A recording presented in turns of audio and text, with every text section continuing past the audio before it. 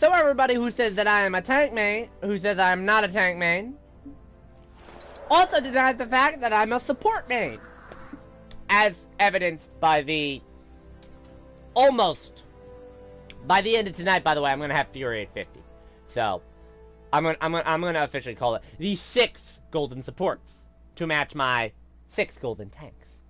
Because, you know, I'm not a tank support main at all. So we're gonna be doing the year in review for the support category. I will be saving Io for last, as she was the character that released this year.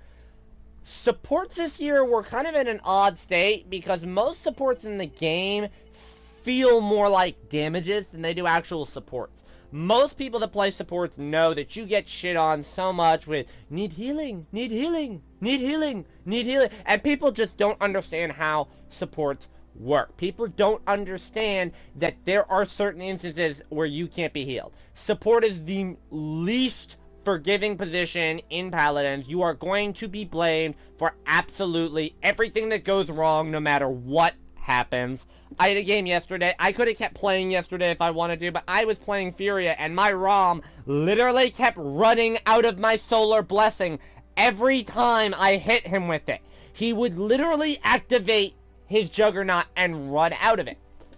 So, with a massive overhaul to most of the supports coming next season, let's talk the year in review for the supports. Furia was probably undeniably the top support in terms of healing this split, or this season. But it was a pretty drastic overhaul. Most people did not like running Solar Blessing on Furia, and most high-level players don't. So, of course, you know, Jay Flair and his Grandmaster fucking PC Master Race army over there decided to convince them to buff Cherish, and then Cherish became the meta thing to do, and then they announced the changes coming for the next season, and then Furia, so people said, oh, well now Cherish is shit, so then they buffed Cherish and they nerfed Solar Blessing again. Pretty much, Solar Blessing, which is, since Fury's come into the game, has been the top healing ability of the game, by the way. 6,000 health per second. Well, it's getting nerfed this patch. They're not only slowing the beam, because they're saying it's going to make it easier, when in fact those of us that can actually play Fury is going to make it harder. They're also cutting its healing in half, down to 3 grand per second, which is not nice. They're also kind of buffing Cherish a little bit. They're adding a second cooldown reduction. She's getting a little bit of a health nerf. Most of your supports are getting a little bit of a nerf to compensate for the cauterized changes, which, if I'm being completely honest, if they're trying to nerf cauterize, there's no reason whatsoever that they should be nerfing the support healing values at all. Like, I get if you want to nerf some of your stronger heals. Like, if you want to nerf Furious Burst from 1,000 down to 900, Pip's Mega Potion going from 2,400 down to, you know, 2 grand. I get those, but some of the lower heals, some of the characters that already don't heal that much per second, they really didn't need the nerf, which I'll be talking about. Fury is just in such a strong place because not only does she have strong damage, and her damage increases by healing other people, she has strong healing, she has a mid to long range heal off Kindle Soul, depending on if you're running Cherish or not, which is pretty strong and bursty. She has Solar Blessing or Exterminate, which you should really be running one or the other, otherwise your beam's pretty weak. That turns her beam into this absolute beast of an ability. She has decent mobility that allows her to damage and heal. And she has her ult, which surprisingly is still powerful, even though that was pretty much the only nerf that she received. They kind of fussed with the cooldown of her L2 over the year. You know, they bumped it up to 5 seconds, they bumped it down to 4 seconds, they bumped it down to 3 seconds, they bumped it up to 4 seconds. It was all over the place. But, that, other than fighting around with that, she was pretty much fine. She wasn't the strongest healer for support. She was one of the top main supports in the game. Grok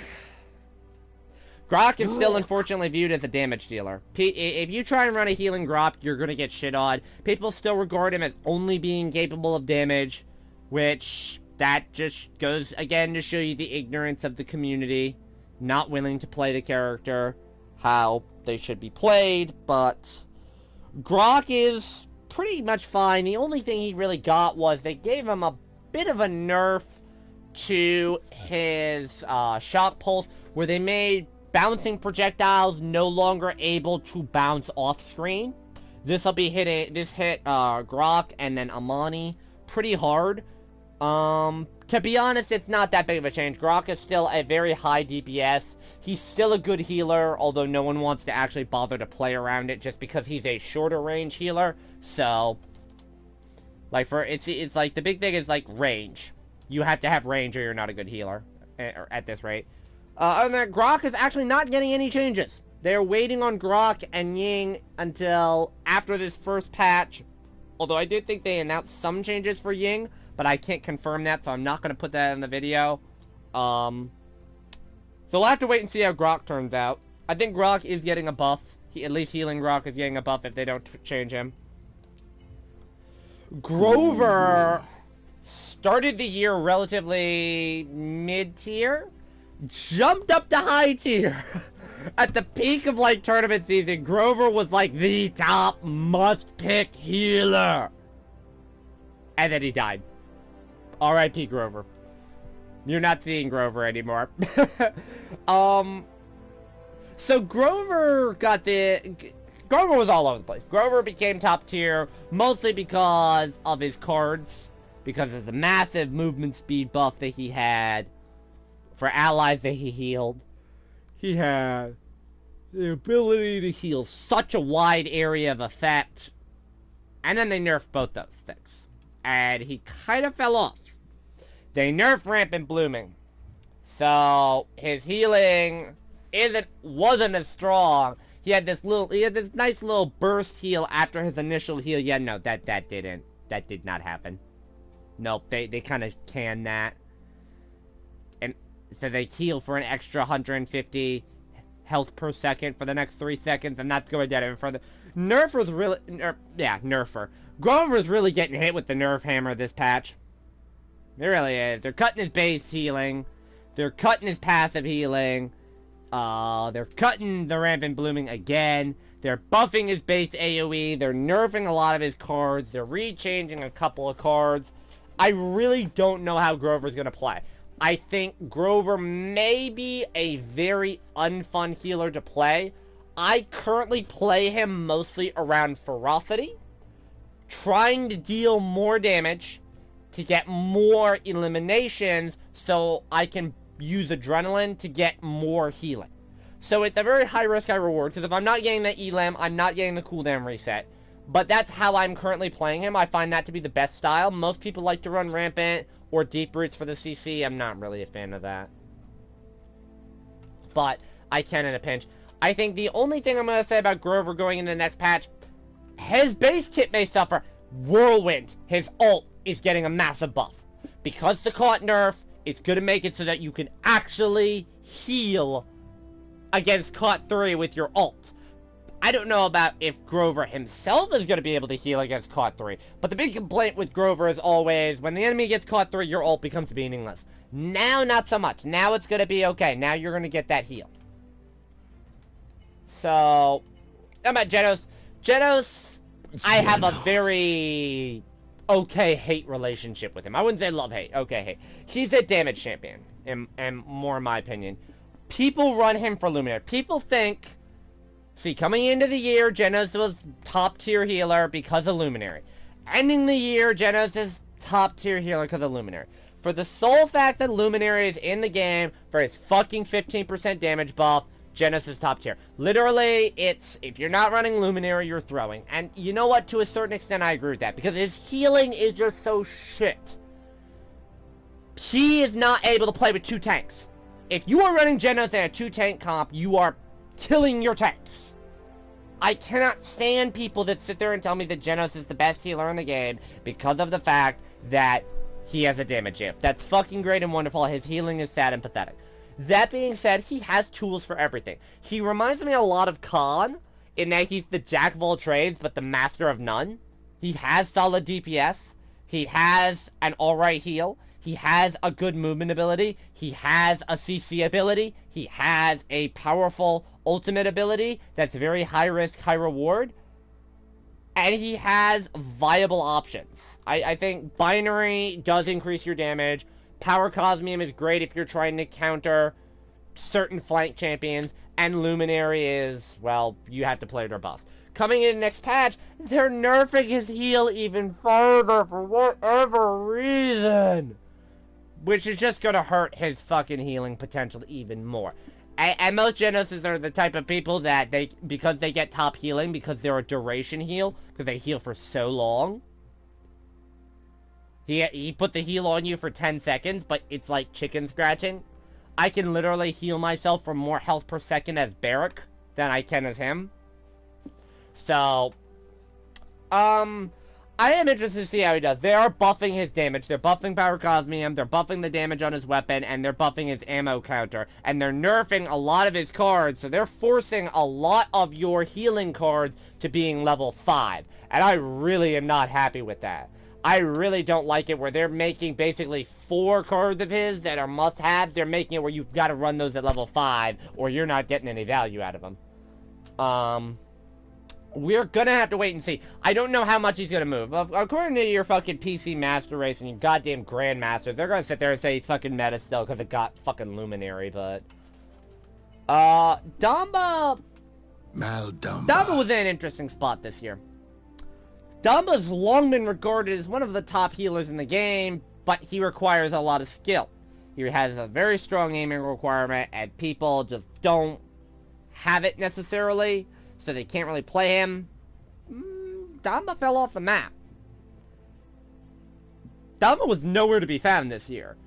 Pretty much once Io got introduced, Damba's up and died. Like, the meta used to be, you had Genos, Furia, Damba, and Ceres. Ceres was your easy-to-use main heal. Damba was your hard-to-use main heal. Furia was the one that you would pair against another main heal, and you had Genos for your damage comp. So pretty much it came down to you ran a main heal, you either ran Genos and went up against a main heal, and whoever the main heal was won in terms of healing. Or you ran 2 vying main heals and you had 3 options. Io got introduced and both Ceres and Damba up and died. They're gone. You can't find them in ranked games anymore. Like, it's Furia, Genos, Io. That's what I see. I do see some meme pics every now and then, like Combat Medic Pips and Spirit Domain Grok, but Damba didn't really get a lot of changes this year. They buffed the healing on his gourd a little bit, which actually increased his healing, but his play numbers went down, even though his healing went up, which was odd.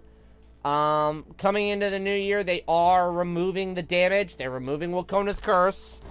So rest in peace, y'all you sniper Dambas out there. You will be remembered. Gone but not forgotten. And they're making it by giving him a massive healing buff card. So the gourd no longer damages, but it does a double healing. Which is going to be pretty fucking insane. They're also nerfing the stun Damba a little bit because they're taking the reload speed card out of his loadout. No big whoop on that. I mean, it is a central part to a lot of Damba players' builds, but with Deft Hands being low in price, it's just going to mean you have to put all your credits into Deft Hands instead of Deft Hands. I can get Deft Hands 1. I have the reload speed card. I'll worry about Deft Hands 2 later on. So, his heal is getting nerfed to match Genos as well, so the burst heal is getting a bit of a nerf. And the heal duration is getting a little bit of a nerf. But because they're introducing Ripen Gourd, I think that's going to offset that more than with Genos. So, to all you Damba players out there, we're still strong. It's just, you actually have to play the character. Pip. Pip. I think Pip is getting a buff, even though they're nerfing Pip. So, what they're going to be doing next split, they didn't really do much of Pip, by the way, this year. The only thing that they did is they got Combat Medic buffed. So now it heals for 750 a hit instead of 600. Although they're nerfing that down this next patch down to 700. They're nerfing his base potion down, which is going to nerf Mega Potion, and they're nerfing Catalyst. So pretty much they're nerfing that. They're buffing a couple of they're buffing and nerfing a couple of cards. But other than that, I think really the big benefit that Pip is going to get is Cauterize. With the nerf to Cauterize, it means he's actually going to be viable later game, so he might be able to heal. Like, he might be a viable solo healer. I don't know. Again, I think Pip's gonna be one of those characters that falls in a really awkward spot, But Pip's at a good spot. I think most people still view him as a damage only. They don't really view him as a support. He can play a pretty decent job as a support. Ceres got that big rework to her Restore Soul at the beginning of the year. I didn't cover a lot of beginning of the year changes. I didn't cover a lot of, like, the season 2 balance overhaul. I figure you already know that by now. That's why I'm trying to cover, like, from where they ended to season 3, that's our transition. Ceres was a top healer, just because of how easy to use she was. And she was able to play a bit more around her damage cards because it didn't... You weren't shoehorned into the Void Abides or nothing now. But, to be honest, Ceres kind of fell off. Ceres used to be like a must-pick heal, just an always strong healing option because of how easy she was to do and how much healing she did, to, by the end of it, nobody really played her. Like, right now, I don't really see a lot of Ceres players out there. And if I do, most of the time, believe it or not, they're running Agony or Soul Collector rather than Mortal Reach. I think Ceres is in a pretty solid place. But with the upcoming changes, nerfing the healing that she does, but reducing the cooldown to try and offset that. But the cooldown nerf that they're doing to her is offset by the fact that most Ceres has already played around that cooldown. I don't know.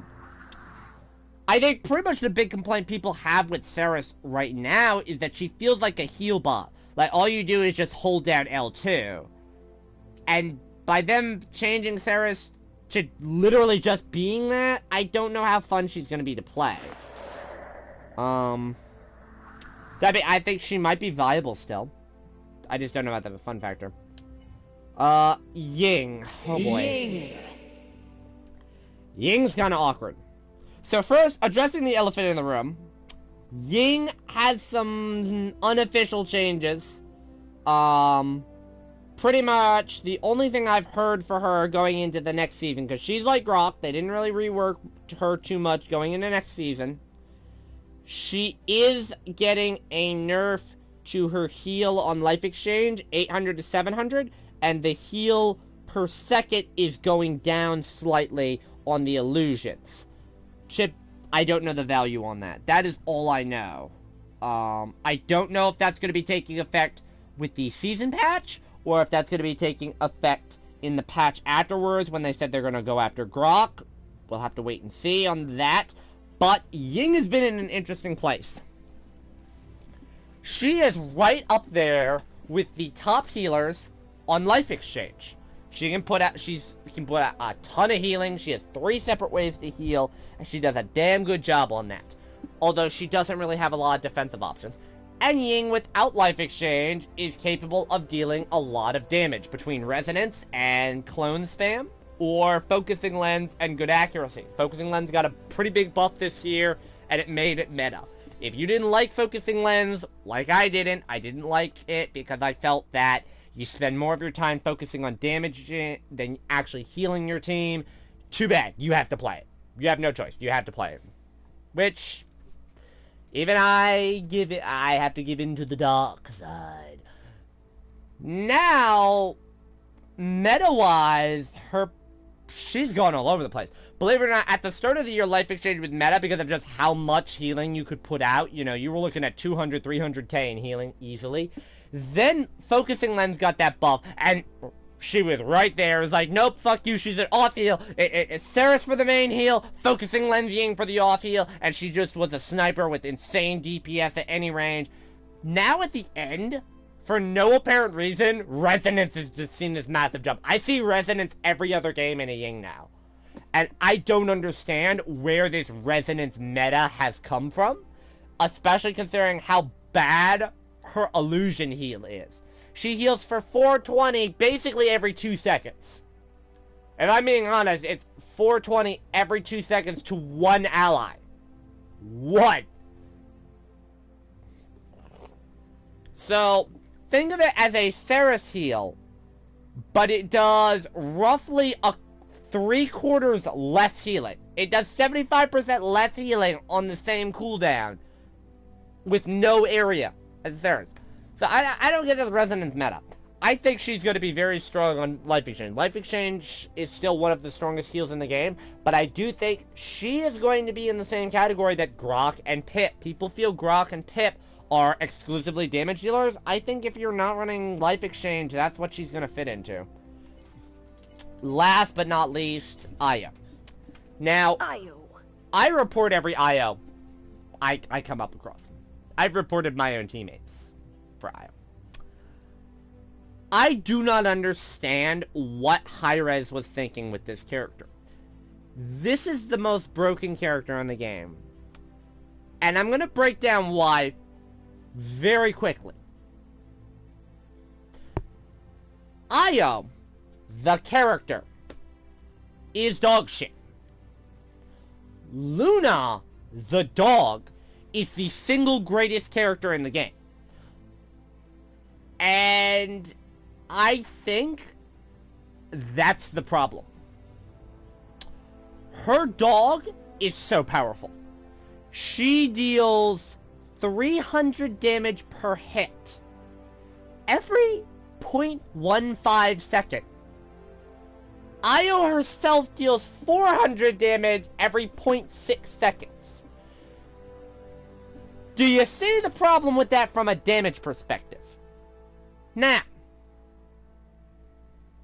Io does shit healing. Io does 150 heal every 0.15 seconds on her little moonlight resource, but using it feels so hard to control. It's so floaty. It just doesn't do enough healing. Luna has a card that lets her heal for 300 health per second to anyone near her. Luna is a deployable. She is the highest health deployable in the game besides Amani's ult. And Inara's wall. But Inara's wall, is getting nerfed. And Io's dog is not. Io's movement ability is pretty weak.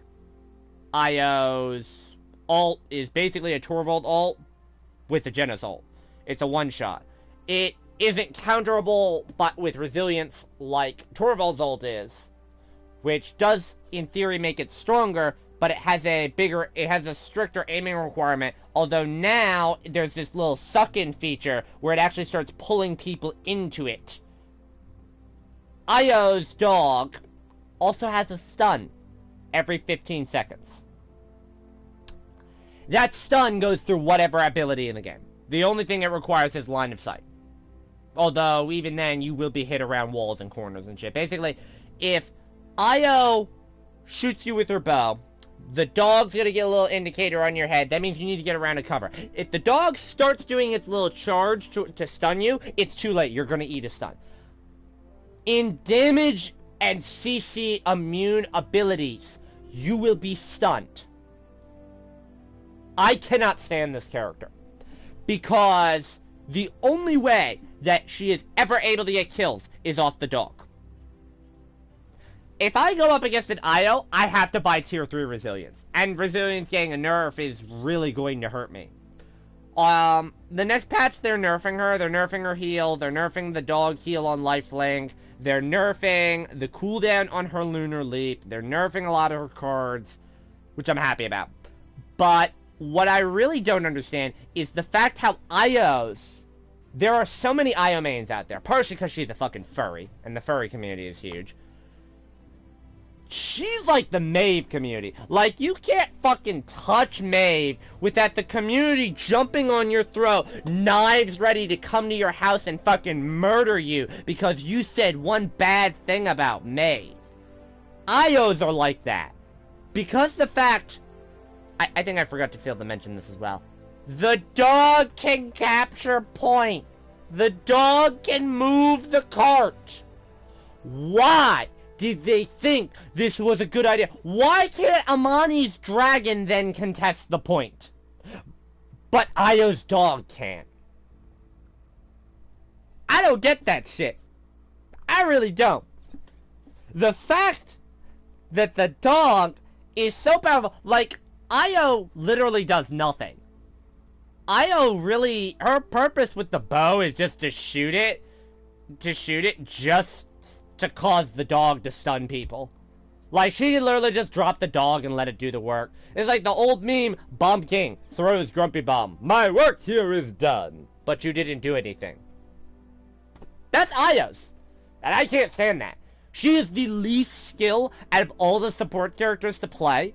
And that is including Grover, who literally just has to press L1 and you be near him. Like, or Saris, who holds L2 all game long. She's literally worse than that. She just drops L1 every now and then. Nah, press L1, sit there and chew bubblegum. You haven't capped a point yet? Like, I view Io as like a Cassie Cage MK10 personality. I can't wait for them to just rework this character completely, because I think she's broken. Anyways, that has been the support review. I had 2 more to do.